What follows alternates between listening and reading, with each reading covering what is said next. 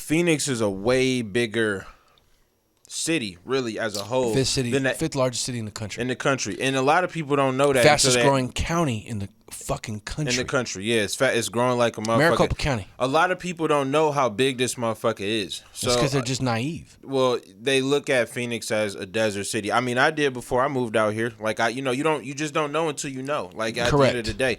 So, speak about that, because I will say that when I first moved out here, like when I first started battling, one thing about Phoenix, and this is still the case, it's very divisive. It's very regional. Like the niggas on the South, for the most part, stay on the South. People in Maryville stay in Maryville. West Side cats stay on the West. Yeah. So, I mean, I think it is important to talk about how you were able to tap into all these different regions to bring it all into one place without it being no bullshit, because that's a whole nother story. You got the music and then you got the streets, and the fact we that combine them. Well, talk to me about how you was able to do that. So it had a lot to do with DJ John Blaze and his mixtapes. He had a house on the South Side. Okay. I live in North Phoenix. You know what I'm saying? But I'm tapped in Maryville. I'm tapped in on the East Side. I'm tapped in on the South Side. Like, I got cats all over. Sure. But we're also tapped in Tempe, Mesa, Scottsdale, Avondale. Shout out to G-Mo, AVP. You feel me? Shout out to AVD 623. Like,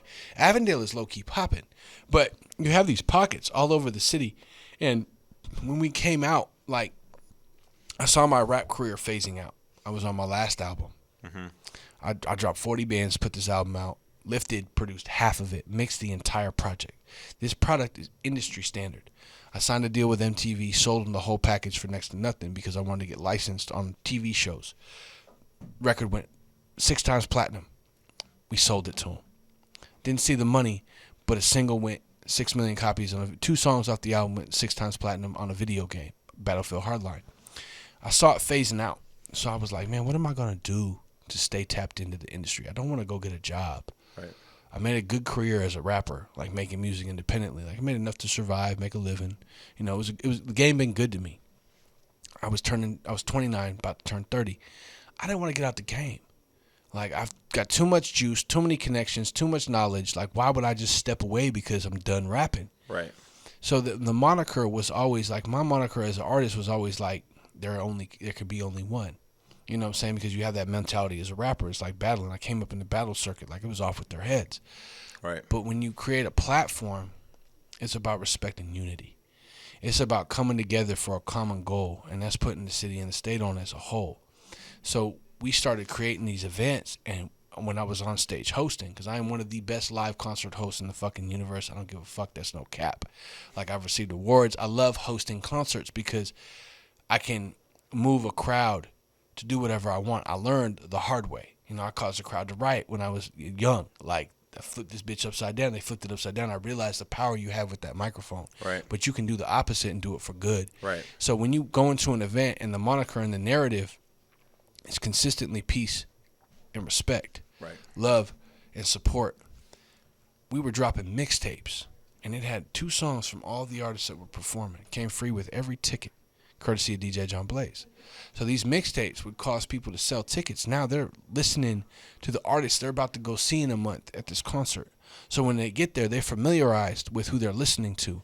And they're not just watching their artists that they came to see and then leaving. Because that's a typical local concert. Local concerts, typically, you show up half hour before your homie goes on.